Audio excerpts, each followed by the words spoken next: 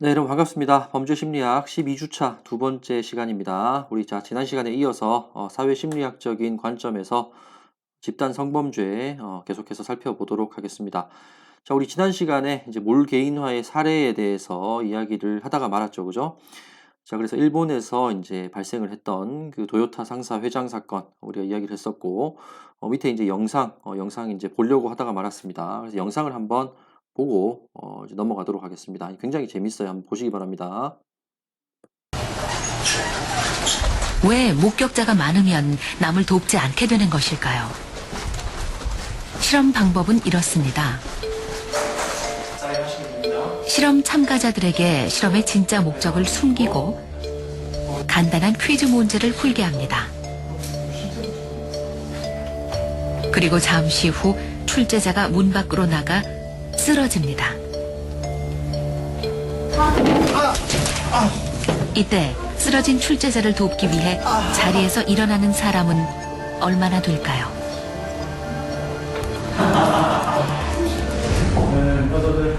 실험이 시작됐습니다. 칸막이 때문에 서로 얼굴을 볼 수 없는 20대 남자 대학생 5명. 제가 15분 뒤에 문제지와 같이 걷겠습니다. 문제 푸세요. 15분 후에 답안지를 거들어 오겠다고 말한 뒤 출제자는 문 밖으로 나갑니다. 다들 진지한 표정으로 열심히 문제를 풀고 있는데 바로 이때 문 밖에서 출제자가 쓰러집니다. 분명 비명소리가 들렸을 텐데 아무런 반응이 없습니다.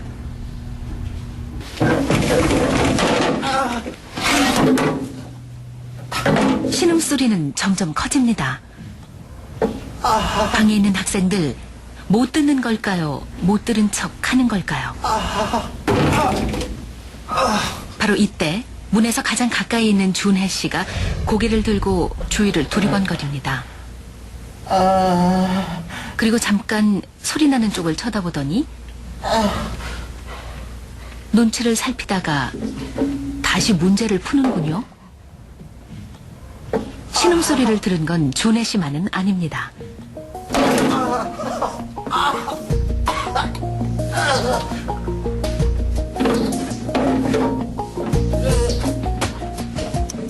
하지만 놀랍게도 15분이 다 되도록 아무도 자리에서 일어나지 않았습니다.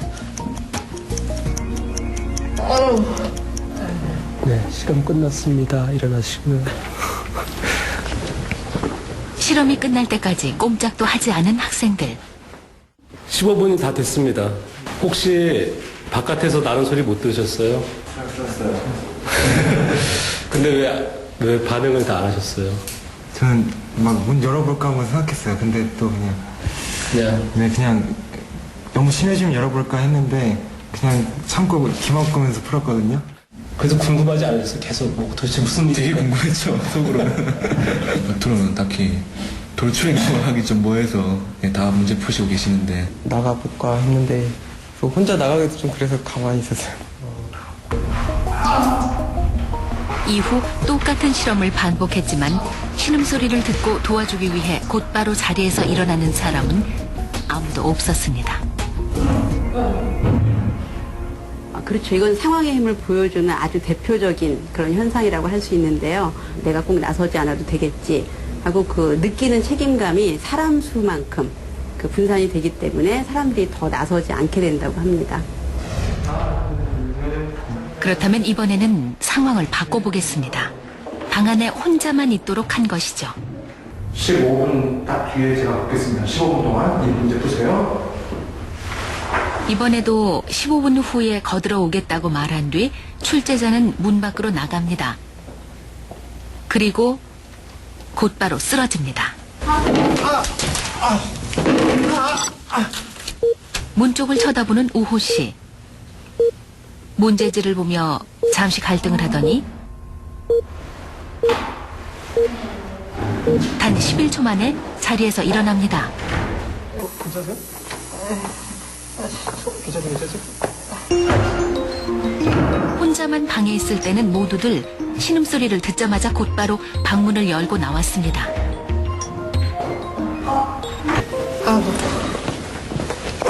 네, 감사합니다. 다른 사람들이 아무도 없기 때문에 제가 나서야 될 거라고 생각을 했습니다. 저 아니면 도와줄 사람이 없잖아요. 그러면 제가 책임감이 좀 더 커진다고 그래야 되나? 그렇습니다.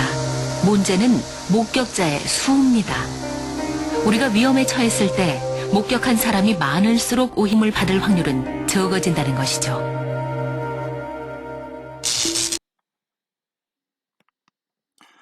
자, 우리가 얘기했던 어떤 그런 어떤 심리 상태가 그대로 다 드러나는 실험입니다. 그죠? 그 책임의 분산의 어떤 측면도 드러나고, 그 다음에 뭐 다원적 무지와 동조, 그죠? 다른 사람들이 다 가만히 있으니까, 각각의 사람들은 전부 다 움찔움찔합니다. 그죠? 도와줄까 말까 하다가 그냥 접어버려요. 다른 사람들이 가만히 있기 때문에. 그죠?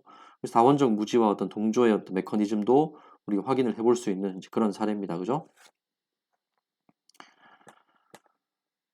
자, 그 다음에, 이제 두 번째, 집단 내 이제 지위 확보 수단 한번 살펴보도록 하겠습니다. 그래서 단기적 메커니즘, 장기적 메커니즘 이제 두 가지가 있었는데, 첫 번째 단기적 메커니즘 중에 첫 번째가 몰 개인화였고, 두 번째가 이제 집단 내 지위 확보 수단이라는 거죠. 그죠? 자, 그래서 일부 가해자들은 어떤 집단 내 지위 확보 수단으로 집단 성범죄에 가담하기도 한다라는 겁니다. 그래서 가해자들은 동료들 앞에서 자신의 남성다움과 동료애 뭐 이런 것들을 입증을 하고 동료들로부터 인정을 받고 싶어 한다라는 거예요. 그죠? 그래서 집단 내에서 무시당하지 않는 어떤 일종의 지위를 획득하고자 하는 이런 심리가 있고, 집단 성범죄와 같이 이제 다 같이 어떤 특정한 행위를 하는 경우에 있어서 자기가 이제 좀 더 적극적으로 가담을 하고 뭔가 이제 좀 더 모욕적이고 공격적인 행동을 하면은 그 집단 내에서 어떤 좀 인정을 받지 않을까, 인정을 받아서 내 지위가 좀 더 올라가지 않을까 하는 어떤 이런 어떤 심리가 작용을 한다라는 겁니다. 그죠?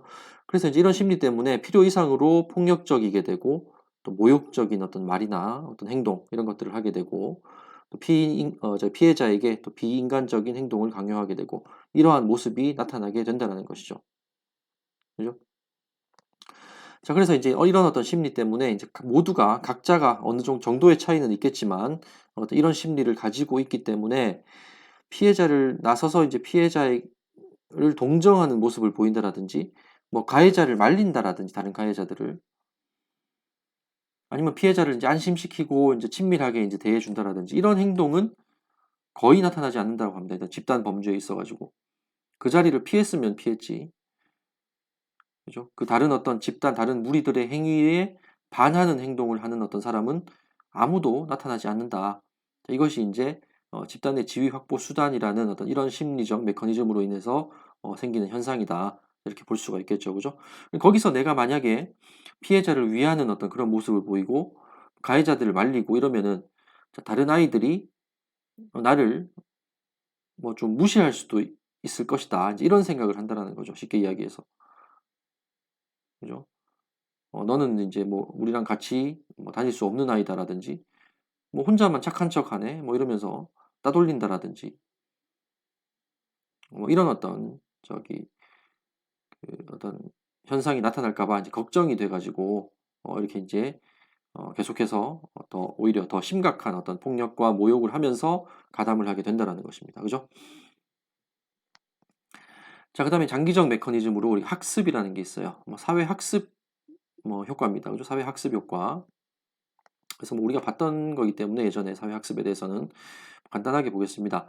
자, 폭력적으로 행동하면 집단 내 폭력적인 리더와 그를 추종하는 무리들로부터 인정을 받게 되겠죠. 그죠? 야, 너도 뭐 되게 얌전한 줄 알았더니 뭐 이런 행동을 하는구나 이러면서 뭐 우리랑 같이 놀아도 되겠다 뭐 이런 식으로 인정을 받고 일종의 보상입니다. 그죠?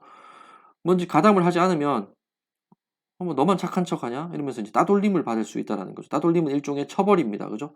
이런 어떤 보상과 처벌의 어떤 메커니즘, 차별적 강화가 일어나게 되는 거죠. 그죠? 그래서 한쪽 방향으로만 계속해서 행동을 하게 되는 거. 그래서 내가 보상을 많이 받고 처벌을 적게 받기 위해서 그죠? 어떤 한쪽으로만 계속 행동하게 되는 자, 이런 것을 이제 차별적 강화다 이렇게 이야기를 합니다. 그죠? 그래서 이런 것들이 일어나 가지고 점점 이제 그런 행위에 이제 가담을 하면서 더 심각한 어떤 폭행 같은 걸 하게 되고, 또 이제 집단 내 폭력적인 리더나 추종자들, 걔들이 하는 어떤 행동을 보고 그냥 단순히 이제 모방을 하는 어떤 그런 측면도 있습니다. 그죠? 그래서 모방과 차별적 강화를 통해서 폭력적인 수단을 써서 강간을 하는 것이 남자답고 쿨한 것이다. 이런 어떤 그 생각, 이런 어떤 가치관을 갖게 된다는 거예요. 이런 어떤 잘못된 가치관을 갖게 되는 거죠. 그죠? 그래서 이제 이런 어떤 강간 통념, 정서 해석 오류, 우리가 이제 인지 심리학 부분 얘기할 때 이제 했던 겁니다. 자, 이런 어떤 가치관을 학습하게 되거나 기존에 이런 어떤 가치관이 있더라도 그게 더 공고화되는 이런 모습이 나타난다라는 것입니다. 그죠?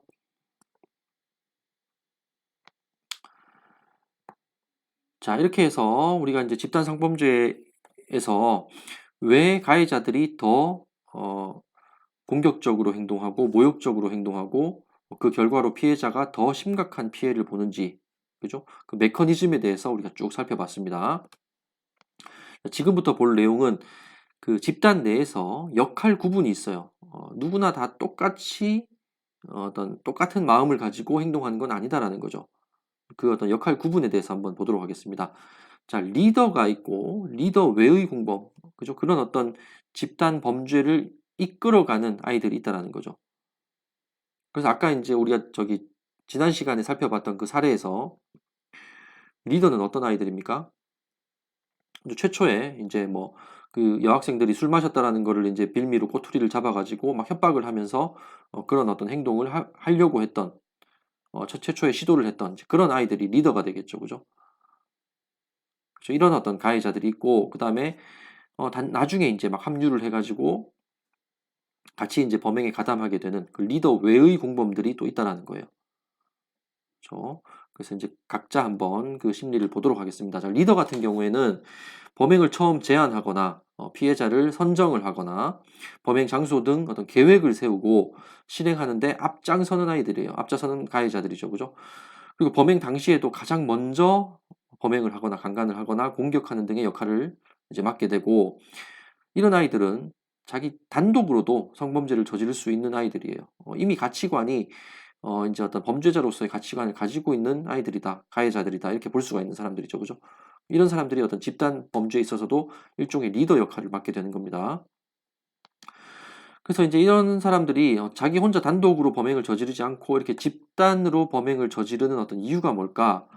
자기가 이런 어떤 집단 내에서의 어떤 그런 행동을 주도적으로 함으로 인해서 그 집단 내에서 어떤 힘과 권력 이런 것들을 얻고자 하는 이제 이런 어떤 심리가 있겠죠. 이걸 얻고자 하거나 아니면 과시하고자 하거나, 그죠? 이게 이제 리더의 아이들이 어떤 그 심리 또는 이제 역할 분담이다, 이렇게 볼 수가 있겠고, 나머지 이제 리더 외의 공범들. 자, 얘들은 원래 진짜 나쁜 애들일 수도 있고, 리더 같이 이제 그런 어떤 나쁜 어떤 그런 생각을 가지고 있는 애들일 수도 있고, 아니면 제가 지난 시간에 이야기를 했듯이 그렇지 않은 아이들일 수도 있어요. 이런 행위 자체가 이제 나쁘다라는 것을 잘 인지하고 있는 아이들일 수도 있습니다. 그죠? 근데 이 아이들은 결국에는 다 이제 어떤 그 사회심리학적 메커니즘에 의해서 이제 그 집단 성범죄에 가담을 하게 되는데, 그래서 이 아이들은 이제 성폭행에 가담할 수도 있고 하지 않을 수도 있어요. 그죠?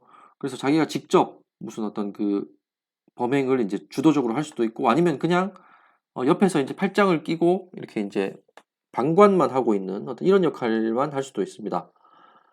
그죠? 뭔가 마음속에 어떤 그 망설임 같은 게 있을 수가 있는 거죠. 그죠? 그렇지만 이제 리더나 이런 애들이 하는 거를 말린다거나 피해자를 위한다거나 이런 행동은 하지 않아요. 그래서 이제 이런 어떤 리더 외의 공범들은 리더가 강간하도록 방조하고 범행을 저지르는데 부가적인 용기를 북돋우는 역할을 한다.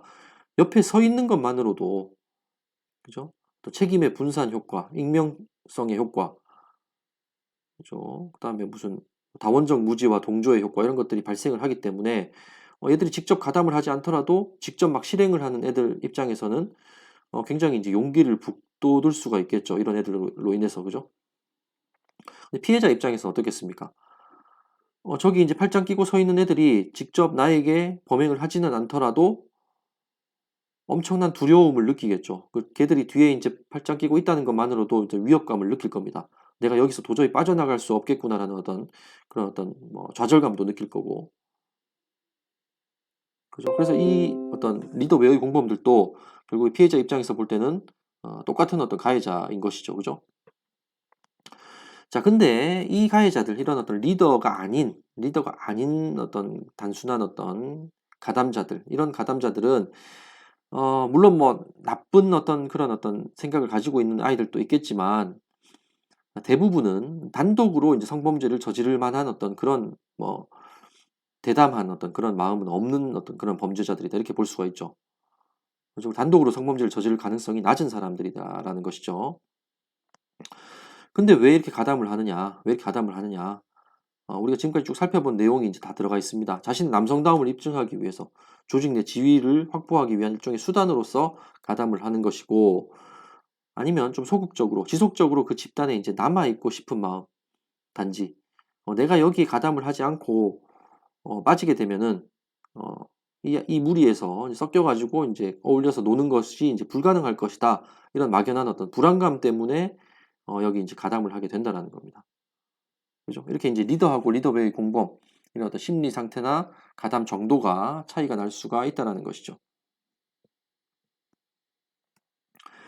자, 이제 리더에 대해서 이제 복종을 하는데, 집단 내에서 이제 리더가 어떤 범행을 할 때 리더 외의 공범들은 직접 가담을 하거나 직접 가담을 하지 않더라도 이렇게 뭐 팔짱을 끼고 이렇게 이제 리더가 하는 범행을 이제 뭐 지켜주는, 그죠? 지켜주는, 피해자한테는 어떤 부가적인 어떤 위협을 가하는, 그래서 리더가 좀 더 마음 편하게 할 수 있는 어떤 이런 역할을 하는, 그래서 리더에게 어떻게 보면은 복종을 하는 이런 어떤 모습을 보여준다라는 것입니다. 그죠? 그래서 밀그램이라는 사람이 이제 복종 실험을 한 적이 있어요. 자, 그 실험에 대해서 우리가 한번 또 보도록 하겠습니다. 자, 뭐 한 연구자가 있습니다. 연구자, 뭐 어떤 뭐 교수나 박사나 이런 사람이 되겠죠. 그 연구자가 이제 그 참가자들을 모집을 해가지고 이제 안내를 한 거예요. 자, 처벌이 기억에 미치는 영향을 내가 연구를 하고 있는데, 그래서 이제 전기 충격 실험을 좀 해야 된다. 그죠? 그래서 이제 참가자들한테 전기 충격을 좀 이렇게 직접 이제 주는 역할을 좀 해달라. 그죠? 그래서 여기 이제 레버를 이렇게 보여주면서 요걸 이렇게 돌리면은 점점 이제 전압이 올라가니까 내가 얘기할 때 요거 전압을 자꾸 올려주면 된다. 이렇게 얘기를 합니다. 그리고 이제 어떤 그 연기자, 참가자들이 아니고 이제 그 연구자가 고용한 연기자가 이제 전기 의자에 이제 묶여 있습니다. 묶어 놓고, 실제 전기 의자는 아니겠죠. 그죠? 연기를 하는 거예요. 자, 묶어 놓고 참가자 보고 이제 지켜보면서 그 전압을 이제 올리라고 이제 이야기를 합니다. 자, 처음에는 45V로 시작을 해요. 45V 이제 딱 켜니까 연기자가 이제 움찔하는 거예요. 전압이 이제 또 전기가 들어오니까 자기 몸에. 조금 이제 그 실험자들은 약간 놀랐겠죠. 사람이 이렇게 움직이니까. 근데 이제 연구자가 아무렇지도 않게 그 전압을 좀 더 올리셔도 돼요. 120V로 한번 올려보세요. 이렇게 얘기를 하는 겁니다. 그러니까 망설임 없이 그냥 120V로 탁 올려버리는 거예요.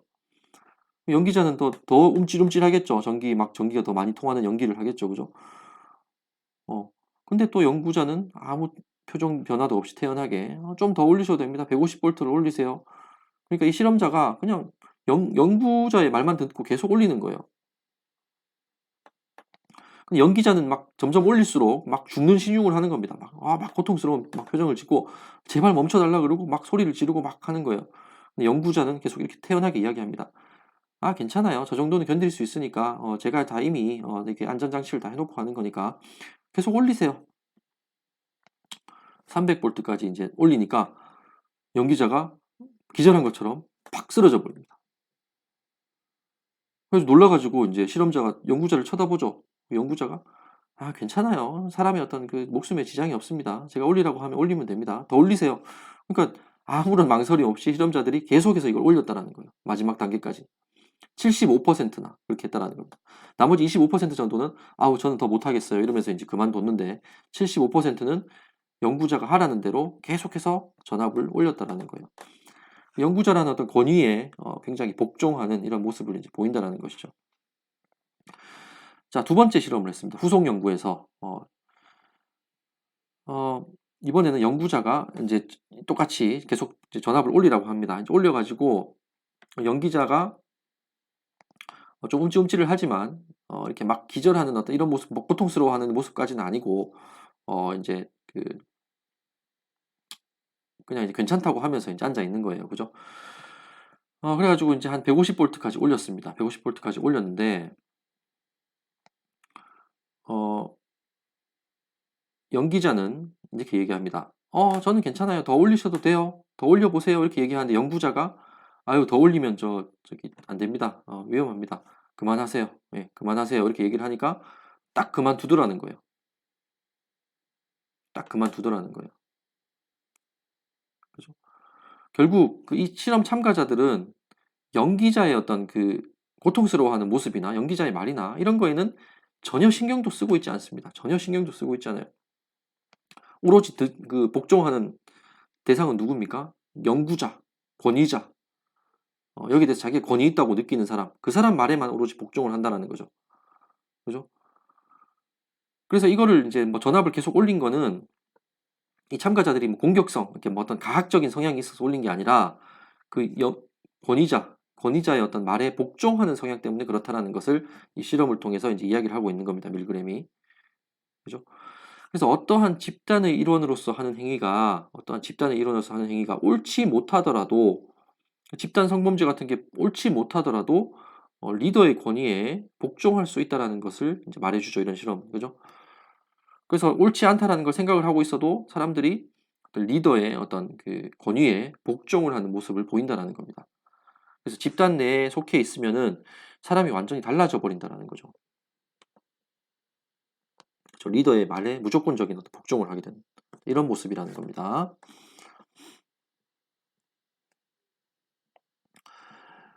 자, 그리고 리더와 공범을 설명하는 범죄학적 이론이 있어서 또 한 가지 살펴보도록 하겠습니다. 자, 모핏의 범죄자에 대한 이중분류론입니다.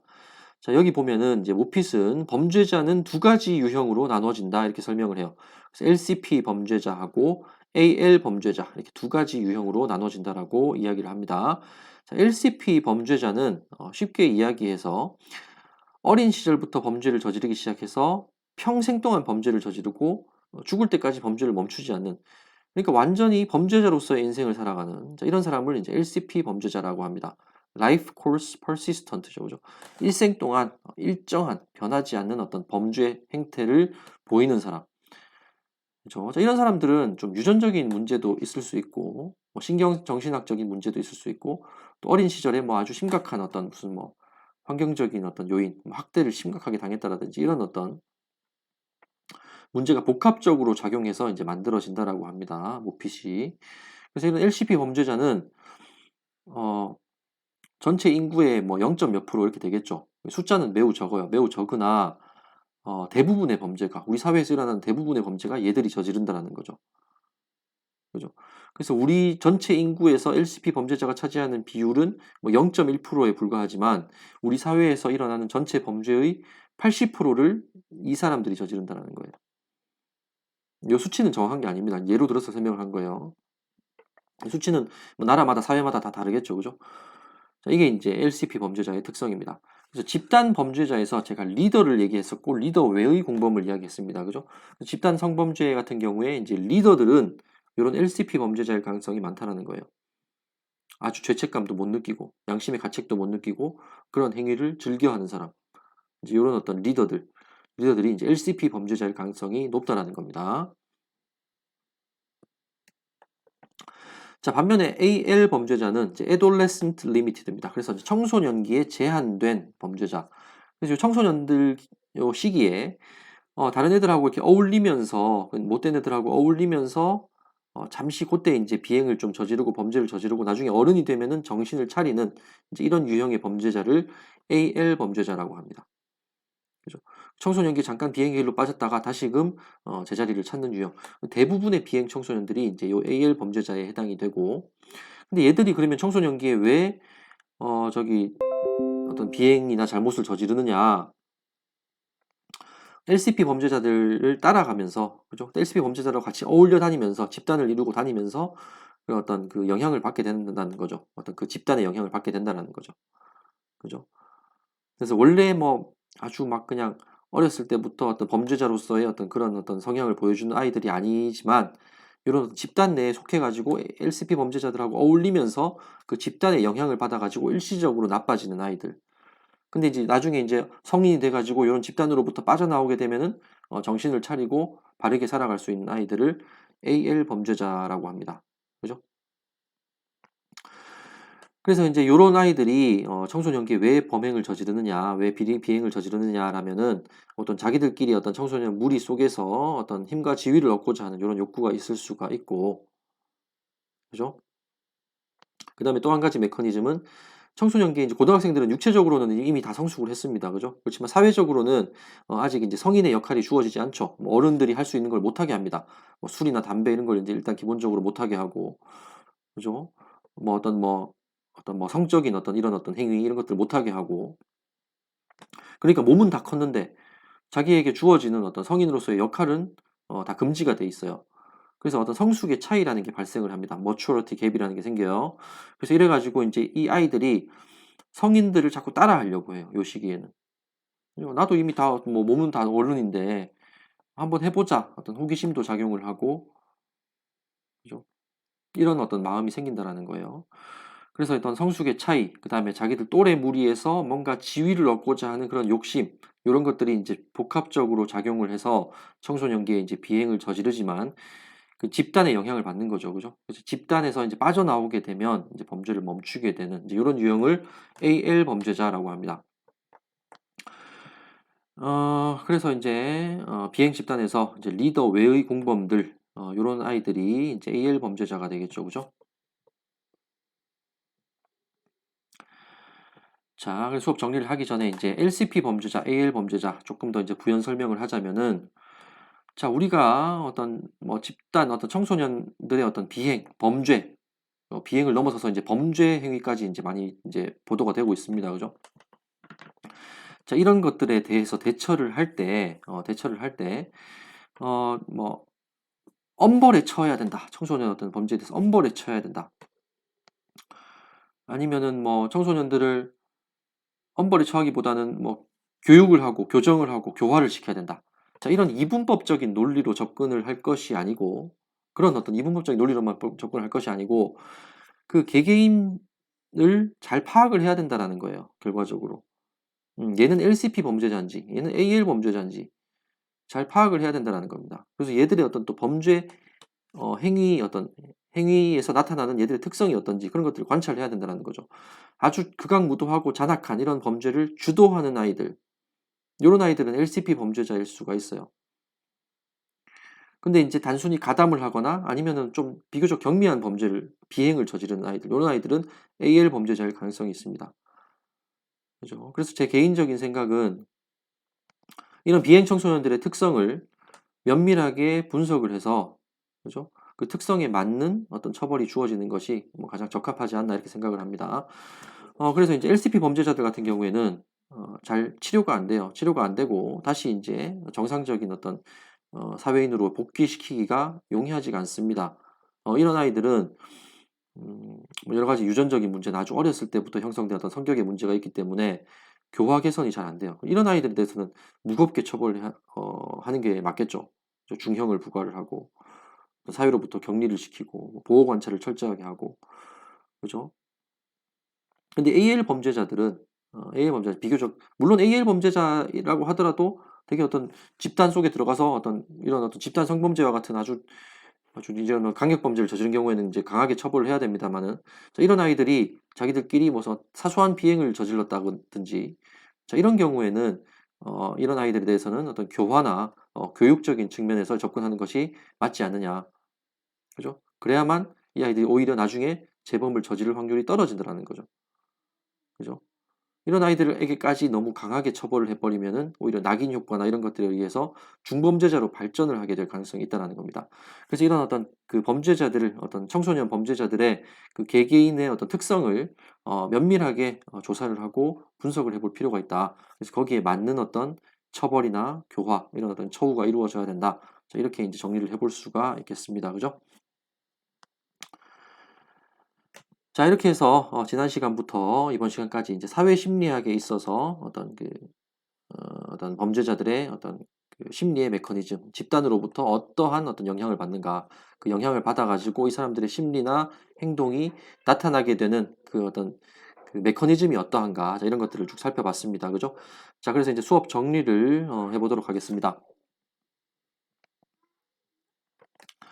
자, 사회심리학은 집단이 인간의 행동에 미치는 영향을 심층적으로 연구하는 심리학의 한 하위 분야이고, 집단 성범죄는 단독범에 의한 성범죄보다 훨씬 심각한 폭력을 수반하는 경우가 많죠. 그죠? 그 이유는 단기적으로는 몰개인화와 집단 내 지위 확보 수단으로 활용되기 때문이고, 장기적으로는 학습되기 때문이다라고 볼 수가 있겠습니다. 그리고 밀그램의 복종 실험, 우리가 이제 살펴봤었죠. 그죠? 어떠한 집단의 일원으로서 하는 행위가 옳지 못하더라도 리더의 권위에 복종하게 되는 인간의 심리를 잘 보여주고 있습니다. 그래서 리더가 있고 이제 리더 외의 공범들이 이제 있는 이런 집단 내에서의 어떤 역할 구분을 우리가 좀 어느 정도 설명을 할 수가 있다라는 것이죠. 그죠? 자, 그리고 모핏의 이중 분류론, 리더와 공범의 특징을 잘 설명하고 있어요. 리더는 주로 이제 LCP 범죄자들이고 공범들은 이제 AL 범죄자일 가능성이 많다. 가능성이 많다라는 것 뿐이지 100%는 아닙니다. 그죠? 자, 이렇게 이제 수업을 정리를 해볼 수가 있겠습니다. 자, 시간이 뭐 31분 정도밖에 안 지났기 때문에 뭐 세 번째 영상을 이제 간단하게 한 10분, 15분 정도 찍어가지고 다음은 이제 증오범죄에 대해서 이제 간단하게 살펴보도록 하겠습니다.